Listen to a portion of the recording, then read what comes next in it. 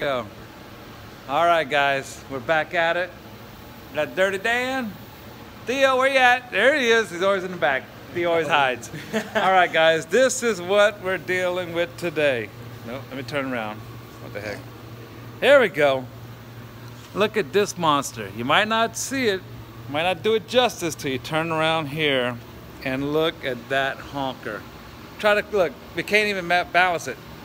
It's 15 inches across by a 20-inch wheel going on a Mustang. And it's by BilletSpeciaties. We're talking major money. So white glove, definitely. To give you an idea of the height of these wheels, here's one we already mounted. There is a bottle, spray bottle. That is humongous. Again, everyone in town refused to touch these wheels. They were scared for A, the cost of them, no one wanted to damage them, and B, mounting them. They were scared to mount them. 32 pounds of PSI by this machine. Okay. All right.